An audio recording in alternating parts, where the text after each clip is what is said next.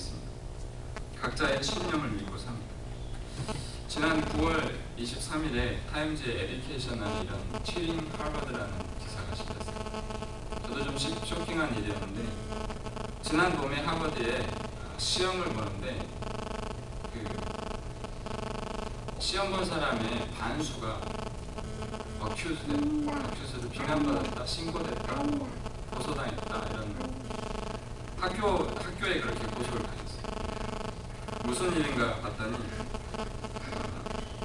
정치학 과목 중에 인트로덕션 투 컨그레스, 국회 이론, 이 정도 국회 소론 이런 과목이 있었는데, 학기말 시험을 보는데 교수가 테이크홈을 주면서 4번의 테이크홈을 가지고 점수를 내는 그런 시험이었습니다. 근데 룰을 하나 정해줬는데, 하나는 책을 봐도 되고 노트를 봐도 되고 인터넷을 봐도 되는데 꼭 하지 말아야 한 가지를 제시했습니다. 그것은 바로 work together, 함께 상의하지 말고 시험에 대해서 논의하지도 마라, 이런 금지 사항을 내려줬습니다. 그런데 시험이 예년과 다르게 너무 다르게 너무 어렵게 나온 것입니다. 예년에 선배들이 소식을 주기를 easy A를 쉽게 받을 수 있는 과목이라고 해서 다 신청을 한 거예요. 근데 너무 어렵게 나온 것이죠.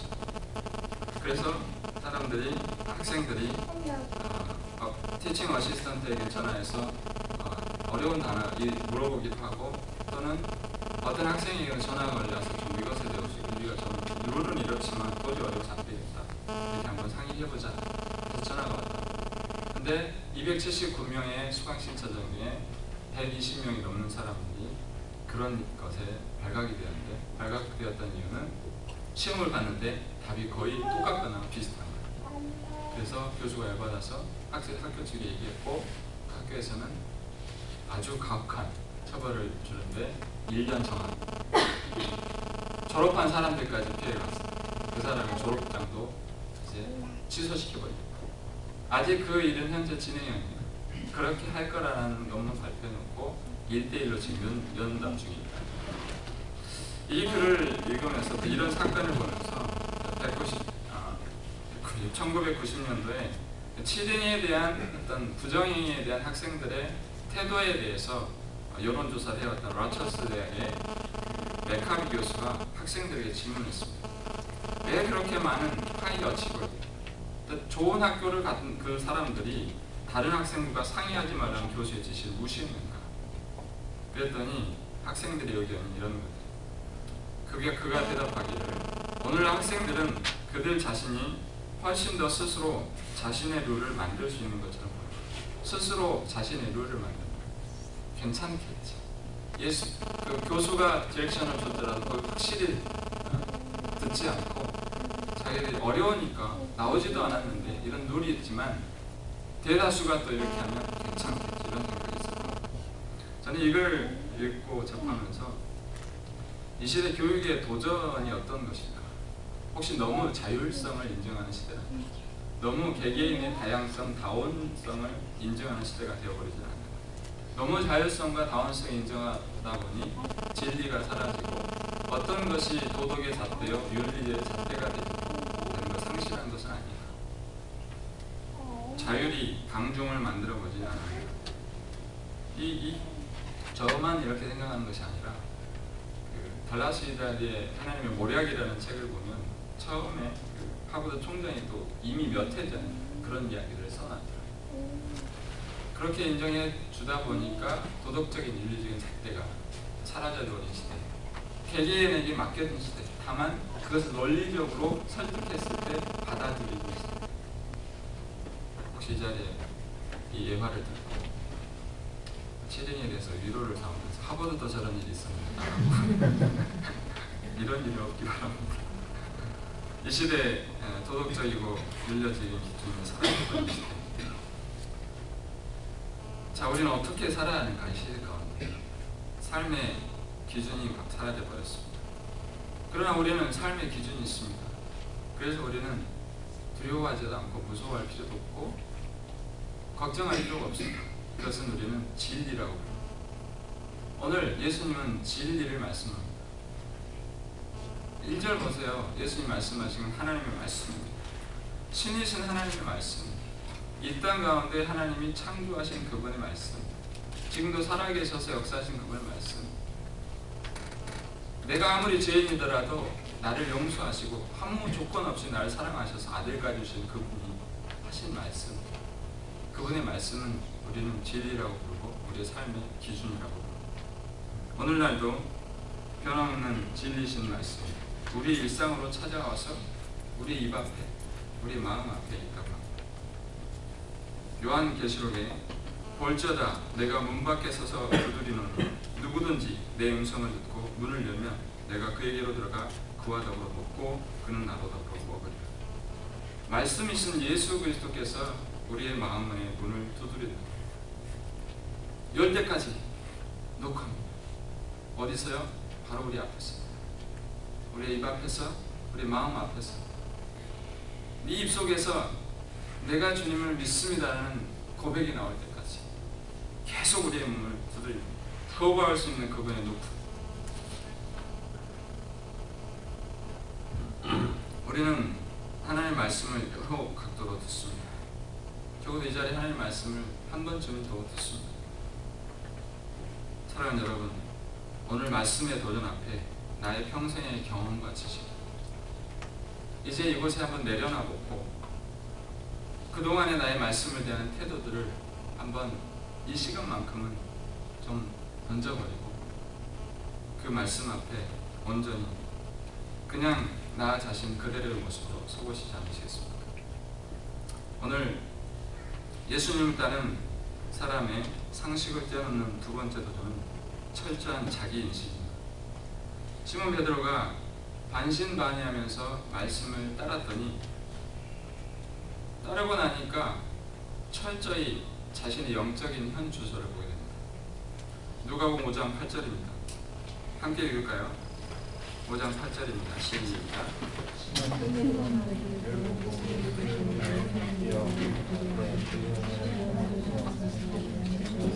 다시 한번요. 시몬 베드로가 이를 보고 예수의 무릎 아래에 엎드려 이르되 주여 나를 떠나소서 나는 죄인이로소이다. 적어도 수십 년 동안 어부 생활을 했던 그 베드로에게는 밤이 새도록 고기를 잡았는데 잡히지 않았습니다. 단 한 마리도 잡지 못했습니다. 그런데 말씀대로 했더니 고기를 잡았어요. 그물이 찢어지다. 그것도 한 단숨에, 밤도 아니고 낮에. 이스라엘 그 시대 때는 밤은요 고기 잡기 너무 좋은 그 환경이었어요. 그래서 그들은 밤에 고기를 잡으러 가는 것이에요. 근데 이미 다 끝나버린 그때, 그리고 나니 자신이 어떤 사람인가를 철저히 알게 됩니다. 철저한 자기인식, 자기 정체성을 발견하게 되는 것이죠. 첫째, 그가 자기 정체성, 그의 정체성의 발견은 자기가 예배자라는 인식이었습니다. 이분이 단순한 선생님이 아니라 하나님의 아들이라는 사실을 인정합니다. 여러분 호칭에서 그걸 알 수 있는데 5절에 호칭이 뭐라고 되어 있습니까? 5절에 선생님, 영어로는 마스터, 원어로는 에피스타테스. 에피스타테스라고 하는 것은 그냥 어떤 chief commander, 그냥 어떤 권위자로서의 존경해주는 그런 호칭입니다. 그런데요, 그 사건을 대하고 나서 베드로가 이 고백을 할 때 오늘 5장 8절에 뭐라고 나와 있어요? 주여, 주여, Lord 또는 Kyrios. 이것은 신성의 긍정입니다. 하나님이다. Kyrios, 주님. 단지 신성과 상관없는 권위에 대한 존경심에서 이제는 예배의 대상자인 신으로 호칭이 바뀌었어요. 그래서 그분의 무릎 앞에 그는 엎드릴 수밖에 없었던 것입니다. 낮아질 수밖에 없었어요. 아니, 그분이 이곳에 계십니다. 만물을 창조하신 그분이 이곳에 계십니다. 그분의 유대함 앞에, 그분의 존엄함 앞에 그는 무릎을 꿇을 수밖에 없는 것입니다. 참된 예배자는 하나님의 현존 앞에 무릎을 꿇습니다. 나의 이름도, 가족의 이름도, 그 어떤 이름도 높이지 않고 오직 여호와 하나님의 이름만을 높입니다. 오직 그분만을 찬양합니다. 온 몸과 온 정성과 온 영과 온 마음을 들여 그분을 예배합니다. 두 번째, 베드로가 자기 인식은 죄인이라는 인식이었습니다. 구약의 상으로 봤을 때, 이스라엘의 그때의 배경으로 봤을 때 예수님이 나타나기 전까지만 해도 자신은 의인인 줄 알고 살았습니다. 왜냐하면 가정의 배경이 이미 구약의 말씀, 율법을 지키는 그런 가정의 배경 속에 살고 있었거든요. 그래서 의인이었어요. 베드로 의인이었습니다. 그런데 모든 것을 아는 것처럼, 내가 모든 말씀을 알고 이 말씀을 지키면 내가 구원받는 사실, 나는 선민이다, 선택된 백성이다를 알고 있었는데, 내가 누구인지를 알고 살았던 나인데, 내가 아는 것이 전부라고 생각했는데, 그것이 자신의 의가 되어서 그 아집과 그 고집과 그 교만과 그 자만 속에 살다가 그분의 전엄함, 내가 아는 것이 아무것도 아니다. 나는 이곳에 가면 심지어 내 일상 속에서 여기서 고기가 많이 잡혔는데 잡히지 않으니 그런가 보다. 그게 내 지식의 전부였는데 도저히 불가능한 일들이 생기고 나니까 저분이 바로 그분의 모든 것을 아시는 전지전능한 그분 앞에 서니까 그분이 무릎을 꿇지 않을 수가 없습니다. 그리고 부르짖습니다. 선생님? 아니, 주여! 주여! 나를 떠나소서. 나는 죄인입니다. 베드로도 예수 그리스도의 신적 능력 앞에 자신의 무능력을 깨닫게 되었습니다. 자신의 무능하고 무지함을 깨닫습니다. 지금도 바로 우리 눈앞에 살아계신 신의 현존이 있습니다. 말씀이 그분이십니다.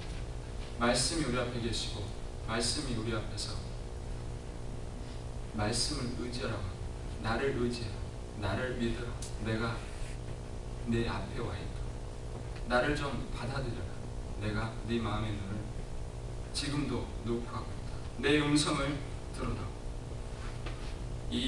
이것이 죄라는 사실을 알고 베드로는 하나님 앞에 몸둘 바를 모르고 나를 구원하신 그분이 이분을 믿는 것이, 아니 그분을 알아보지 못하는 것이 죄라는 사실을 알고 구원자신 하나님의 아들 예수 그리스도를 몰라봤던 죄, 그 아들이 친히 자신을 찾아오신 그런 황송하고도 죄송한 그런 몸둘 바를 모르는 가운데 외치는 고백이 있습니다.